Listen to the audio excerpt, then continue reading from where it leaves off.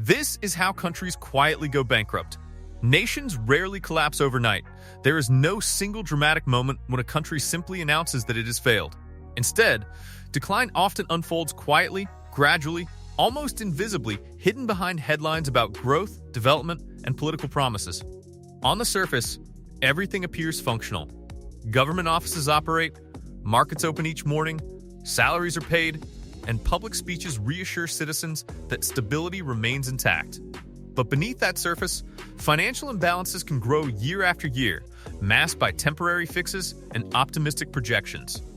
The warning signs are rarely sudden. They are cumulative. Debt builds slowly, deficits widen subtly, and trust erodes incrementally. By the time the crisis becomes visible, the structural weaknesses have already hardened into reality. Bankruptcy at the national level is not simply about running out of money, it is about losing fiscal flexibility, credibility, and economic resilience. And most of the time, it happens not because of one catastrophic decision, but because of many small ones repeated over time. Rising national debt that outpaces economic growth. National debt by itself is not automatically catastrophic. Many stable economies carry debt as part of normal fiscal management. The danger emerges when debt grows faster than the country's ability to generate income. When borrowing consistently outpaces economic expansion, repayment becomes increasingly dependent on future borrowing rather than present productivity. This creates a cycle where new loans are used to service old ones, gradually tightening financial pressure. Economic growth provides the revenue base that makes debt sustainable. When growth slows while borrowing accelerates, the debt-to-GDP ratio rises. This ratio matters because it reflects a nation's capacity to manage its obligations relative to its output. If that balance tilts too far, investor confidence begins to weaken. Lenders demand higher interest rates to compensate for perceived risk, which increases borrowing costs even further. As interest payments consume a larger share of the national budget, less money remains for infrastructure, healthcare, education, and development. The government becomes financially constrained, forced to allocate resources towards servicing debt instead of investing in future growth. Over time, this crowding out effect reduces long-term competitiveness. The problem intensifies when debt is accumulated not for productive investment, but for short-term political gains or consumption. Borrowing to build growth-enhancing infrastructure can generate returns. Borrowing to cover recurring expenses without reform only postpones adjustment. The structure of the debt matters as much as its size. When rising debt becomes normalized, political leaders may delay difficult decisions, assuming future growth will solve the imbalance. But if structural reforms are avoided, the compounding effect of interest gradually reduces policy options. By the time markets react decisively, the adjustment required is far more painful than earlier incremental corrections would have been. Printing money to cover structural deficits. When governments face persistent deficits spending more than they collect, one tempting solution is to finance that gap by expanding the money supply. In the short term, printing money can create the illusion of stability. Bills are paid, salaries continue, and public programs remain operational. But when money creation outpaces real economic output, the long-term consequences begin to surface. Inflation is the most immediate risk. As more currency circulates without a corresponding increase in goods and services, prices rise. While moderate inflation can be manageable, sustained or rapid inflation erodes purchasing power. Citizens find their savings losing value. Wages struggle to keep pace with prices, and economic uncertainty grows. The deeper issue is structural. Printing money does not fix the underlying imbalance between revenue and spending. It merely postpones the adjustment. If deficits remain unchanged, continued monetary expansion becomes necessary to maintain fiscal operations. This can weaken the national currency and reduce international confidence. Currency depreciation further increases the cost of imports, especially for countries reliant on foreign goods, energy, or raw materials.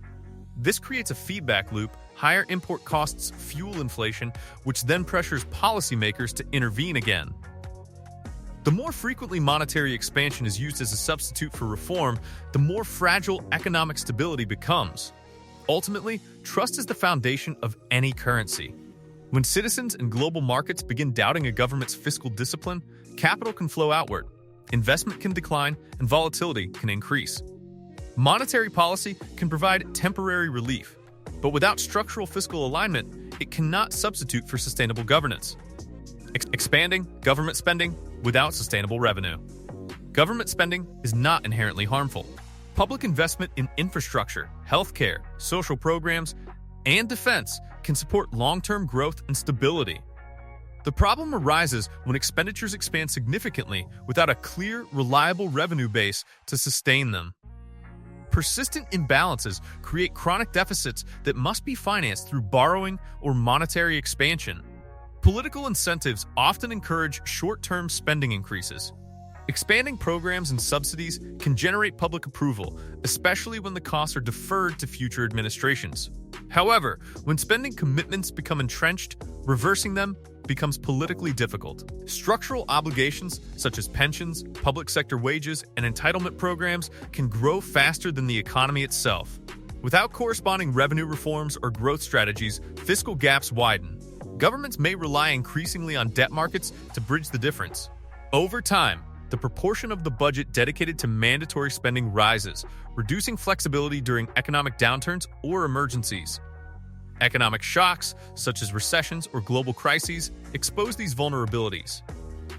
When revenue declines during downturns, highly leveraged governments have limited room to stimulate the economy without exacerbating debt burdens. Fiscal resilience depends on maintaining balance during stable periods, not only reacting during crises. Sustainable governance requires alignment between commitments and capacity. When expansion becomes habitual without structural planning, fiscal stress accumulates quietly. By the time adjustment becomes unavoidable, it often involves austerity measures, tax increases, or service reductions that are more severe than gradual reforms would have required. Weak tax collection and widespread evasion. A nation's financial stability depends heavily on its ability to collect revenue effectively. Even well-designed tax systems fail if enforcement mechanisms are weak. When large portions of the economy operate informally or evade taxation, the government's revenue base shrinks, increasing reliance on borrowing. Tax evasion creates a compounding problem. As compliance declines, governments may raise rates on those who do pay, increasing the burden on compliant businesses and individuals. This can further incentivize evasion, expanding the informal sector and eroding trust in public institutions. Administrative inefficiency also plays a role. Outdated systems, lack of digital infrastructure, and insufficient oversight can reduce collection efficiency. When taxpayers perceive that funds are mismanaged or misused, voluntary compliance weakens. Trust and enforcement are interconnected components of a functional fiscal system. Revenue instability limits long-term planning. Governments facing unpredictable income streams struggle to design consistent budgets. Investment in infrastructure and social services becomes reactive rather than strategic. Over time, fiscal fragility deepens. Strengthening tax systems requires more than raising rates. It involves improving transparency, simplifying regulations, modernizing collection processes, and fostering public trust. Without effective revenue collection, even moderate spending levels can become unsustainable. Corruption that drains public resources. Corruption acts as a hidden tax on the entire economy. When public funds are diverted for private gain, resources intended for development, healthcare, infrastructure, and education fail to reach their destinations. The financial loss is significant, but the erosion of institutional trust may be even more damaging. Corruption distorts priorities. Projects may be selected not for public benefit, but for personal enrichment. Contracts can be inflated, procurement processes manipulated, and oversight weakened. Over time, inefficiency becomes embedded in governance structures, increasing costs while reducing outcomes.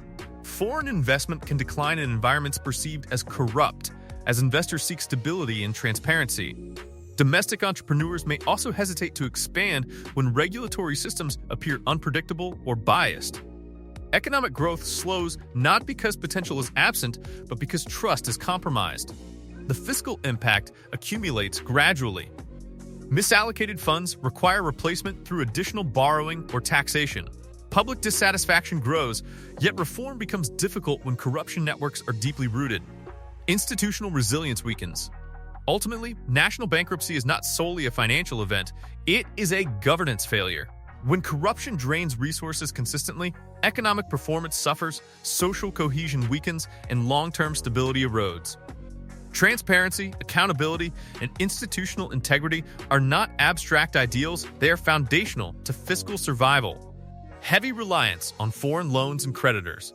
When a country becomes heavily dependent on foreign loans, it gradually shifts part of its economic sovereignty into the hands of external lenders. Borrowing from international markets or foreign governments is not inherently dangerous, but excessive reliance creates vulnerability. The more a nation depends on outside financing to fund its budget, stabilize its currency, or service existing debt, the more exposed it becomes to global market sentiment and geopolitical pressure. Foreign-denominated debt introduces an additional layer of risk. If loans are issued in a currency the country does not control, repayment becomes sensitive to exchange rate fluctuations. A weakening domestic currency can dramatically increase the real burden of that debt, even if the principal amount remains unchanged. What once seemed manageable can become overwhelming simply because of currency movements. Over time, creditors may demand stricter terms, higher interest rates, or structural reforms as conditions for continued financing. While some reforms may be beneficial, the loss of policy flexibility can limit a nation's ability to make independent decisions aligned with domestic priorities. Fiscal policy becomes reactive to external expectations rather than proactive for internal development. This reliance can also create a dangerous feedback loop. As more resources are allocated to servicing foreign debt, less capital remains for domestic investment. Slower growth then makes further borrowing necessary, deepening dependency. The economy becomes trapped between maintaining credibility with creditors and meeting the needs of its citizens. Ultimately, sustainable development requires balancing external financing with internal capacity. When foreign loans transition from strategic tools to lifelines, the warning signs of fiscal fragility begin to appear. Sovereignty weakens not through invasion, but through obligation. Currency devaluation that erodes purchasing power. Currency devaluation can occur gradually or suddenly, but its effects are deeply felt by ordinary citizens. When a nation's currency loses value relative to others, imports become more expensive. For countries reliant on imported fuel, food, technology, or raw materials, this immediately raises domestic prices. Inflation accelerates, and purchasing power declines. For households, this erosion feels like a silent pay cut. Salaries may remain nominally the same, but their real value shrinks. Savings accumulated over years lose strength. Long-term financial planning becomes difficult because the future value of money becomes uncertain. Trust in the currency begins to weaken, and with it, confidence in the broader financial system. Businesses also suffer. Companies dependent on imported inputs face rising costs, which they must either absorb or pass on to consumers. Profit margins tighten. Investment planning becomes more complex. If devaluation persists, businesses may struggle to maintain stability, particularly small and medium enterprises with limited buffers. In some cases, governments may deliberately devalue currency to boost exports by making goods cheaper internationally. While this can temporarily improve trade balances, it carries risks if structural weaknesses remain unaddressed. Without productivity gains, devaluation becomes a short-term patch rather than a long-term solution. Severe or repeated devaluation can trigger capital outflows and encourage citizens to hold foreign currencies instead of their own. Once trust in a currency deteriorates, restoring stability becomes far more difficult. Monetary credibility, once damaged, requires years of disciplined policy to rebuild. Declining investor confidence and capital flight. Investor confidence is built on predictability, transparency, and stability. When political uncertainty rises, fiscal imbalances widen, or regulatory frameworks become inconsistent, confidence begins to erode. Investors, both domestic and international, seek environments where risks are measurable and institutions are reliable. When those conditions weaken, capital starts to move elsewhere. Capital flight can occur gradually at first. Businesses delay expansion. Foreign investors redirect funds to more stable markets. Wealthy individuals diversify assets abroad. These movements may not immediately disrupt daily life, but they signal diminishing trust in the country's long-term outlook. As capital leaves, liquidity tightens. Investment in infrastructure, innovation, and job creation slows. Financial markets may become more volatile, and borrowing costs can increase as lenders demand higher premiums to compensate for risk. This raises the cost of financing for both government and private sectors. The psychological component of confidence is powerful. Once a narrative of instability gains traction, reversing it becomes challenging. Even strong policy reforms may take time to restore credibility. During that period, economic momentum can weaken significantly. Sustained capital flight reduces growth potential. With fewer resources circulating domestically, productivity declines, unemployment may rise, and fiscal pressures intensify. Confidence, once lost, becomes one of the most difficult assets to recover, yet it is essential for long-term national stability. Aging populations increasing social welfare burdens. Demographic shifts can quietly reshape a nation's fiscal landscape. As populations age and birth rates decline, the ratio of working-age individuals to retirees decreases. This imbalance places increasing strain on pension systems, healthcare services, and social welfare programs. What was once sustainable under a younger demographic structure becomes progressively more burdensome. Public pension systems often operate on a pay-as-you-go model where current workers fund the benefits of retirees. When the workforce shrinks relative to the retired population, contributions decline while obligations expand. Governments must either increase taxes, reduce benefits, or borrow to cover the shortfall. Healthcare expenditures also rise with aging populations. Older citizens typically require more medical care, long-term treatment, and support services. Without reforms that improve efficiency or expand the productive workforce, these costs can grow faster than economic output. Addressing demographic challenges requires forward-looking policy, encouraging workforce participation, adapting immigration strategies, reforming pension systems, and investing in productivity-enhancing technologies. Without proactive planning, demographic pressures accumulate slowly until they become a defining fiscal constraint. Failing infrastructure that slows productivity. Infrastructure is the backbone of economic activity. Roads, ports, energy grids, water systems, telecommunications networks. These are not merely conveniences, they are the foundations upon which commerce operates. When infrastructure deteriorates or fails to expand with population and economic growth, productivity begins to slow. Aging transport systems increase logistics costs. Delays in shipping reduce competitiveness. Unreliable energy supply disrupts industrial output.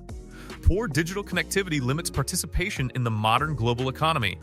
These inefficiencies compound over time, quietly reducing national output.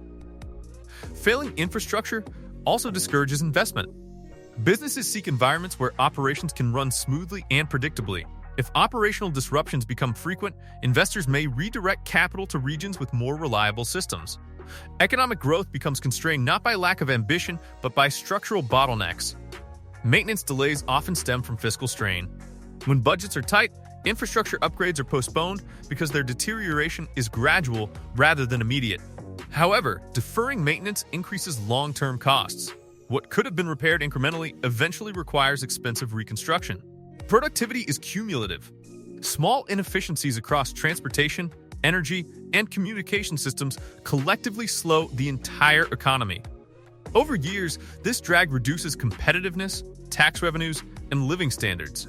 Infrastructure neglect does not cause immediate bankruptcy, but it steadily weakens the economic engine that prevents it.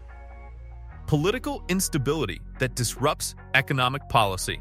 Political stability is the foundation of sustained economic growth. Yet, it is often the first casualty when countries quietly edge toward bankruptcy. When governments change frequently, policies shift unpredictably, or leadership is mired in conflict, long-term planning becomes nearly impossible. Investors hesitate, businesses postpone expansion, and international lenders scrutinize every decision. Even if policies are sound, inconsistency erodes confidence because markets and citizens crave predictability. Policy disruption is not just about elections. It includes corruption scandals, legislative gridlock, or civil unrest. Each event increases uncertainty, making it difficult to implement reforms, manage debt, or regulate key sectors. When policies are inconsistent, even carefully designed economic strategies fail. Public trust declines, and private citizens respond by conserving resources or moving assets abroad, reducing domestic consumption and investment. Frequent policy reversals discourage both foreign and domestic investment. Entrepreneurs may avoid launching new ventures if regulatory frameworks or taxation rules could shift unpredictably. Foreign companies, seeing a high-risk environment, may require higher returns to compensate for political uncertainty, or they may simply relocate to more stable countries. Additionally, political instability can accelerate fiscal deterioration. Uncertainty about budgets, spending priorities, and taxation can cause delays in revenue collection or misallocation of funds. Short-term political expedients often replace sustainable planning, compounding economic vulnerability. The cumulative effect of instability is slow, yet powerful. When governance cannot provide a reliable framework for commerce and growth, economic fragility grows. Nations may appear operational on the surface, but under the pressure of political uncertainty, structural weaknesses intensify, quietly steering them toward financial distress. Trade imbalances that persist for years. A persistent trade imbalance, where imports consistently exceed exports, quietly undermines national economic health. On paper, trade deficits may seem manageable if offset by foreign investment or borrowing. But when deficits remain structural, financed by repeated borrowing or currency manipulation, the economic foundation weakens. Debt accumulates, reserves dwindle, and the country becomes increasingly dependent on external support. Trade deficits have cascading effects on domestic industries. Local manufacturers struggle to compete with cheaper imports, slowing industrial growth and reducing job creation. Reliance on imported goods increases exposure to global price fluctuations and supply chain disruptions, leaving the economy vulnerable to shocks beyond its control. Long-term imbalances also affect currency stability. Continuous demand for foreign currency to pay for imports can depreciate the domestic currency, increasing inflation and raising the cost of essential goods. Citizens may experience declining purchasing power, while exporters face rising input costs. The pressure intensifies as foreign creditors and investors grow wary of persistent imbalances. The political ramifications are equally significant. Policymakers may attempt protectionist measures, tariffs, or subsidies to correct deficits, which can trigger trade disputes or retaliatory measures from other countries. Over time, these strategies may reduce international competitiveness instead of improving it. Trade imbalances are particularly insidious because their consequences unfold gradually. On the surface, markets function and imports arrive reliably. But beneath the facade, each year of deficit narrows fiscal options, increases vulnerability to crises, and sets the stage for economic collapse if corrective action is delayed. Banking crises that require massive bailouts. A fragile banking sector can accelerate national bankruptcy faster than many other factors. When banks accumulate excessive bad loans, mismanage risk, or are exposed to economic shocks, a crisis can emerge that threatens the entire financial system. Governments often respond with bailouts to prevent systemic collapse, but these interventions strain public finances and increase national debt. Banking crises undermine trust in financial institutions. Citizens may withdraw deposits, halt investments, or hoard cash, creating liquidity shortages. Credit markets tighten, making loans more expensive or scarce, which depresses business expansion and consumer spending. Even solvent businesses struggle when financing dries up. Massive bailouts are a double-edged sword. They stabilize the system temporarily, but transfer the private losses of banks onto public finances. Citizens may shoulder increased taxes, inflationary pressure, or reduced services to compensate for government expenditures. Meanwhile, weak governance or corruption can allow bank mismanagement to recur, creating a cycle of dependency and vulnerability. Banking sector weakness is particularly dangerous because it spreads rapidly across sectors. Once trust is lost, the entire economy can grind to a halt, exposing structural weaknesses that may have been accumulating quietly for years. A single shock can trigger cascading failures. Loss of industrial competitiveness. Industries are the engine of sustained economic growth, but when they lose global competitiveness, the consequences are severe. Loss of competitiveness occurs gradually, often due to outdated technology, weak innovation, insufficient investment in workforce skills, or rising production costs. When domestic goods can no longer compete internationally, export revenues decline, trade deficits widen, and employment in manufacturing and related sectors falls. Declining competitiveness also affects domestic supply chains. Businesses relying on local suppliers may be forced to import inputs, further straining foreign currency reserves. Communities dependent on industrial jobs experience economic stagnation, reducing consumer spending and slowing local economies. Policy and infrastructure often exacerbate the problem. Inconsistent regulations, poor transportation systems, unreliable energy supply, and underinvestment in research and development limit productivity. Countries with high labor costs combined with inefficiency find it difficult to retain existing industries or attract new investment. Restoring competitiveness is not quick or simple. It requires long-term strategic planning, investment in human capital, innovation, and infrastructure modernization. Without intervention, decline becomes self-reinforcing, quietly eroding the economic base needed to prevent bankruptcy. If this video helped you see the hidden patterns that shape nations, don't let it stop here. Subscribe to the channel for more in-depth analyses that uncover the systems affecting your life and your world. Drop a comment below to share your thoughts. Do you see your country following any of these dangerous trends? Like this video if you found it insightful, and share it with friends or family so more people can understand the hidden forces shaping economies. Knowledge spreads change. Be part of it.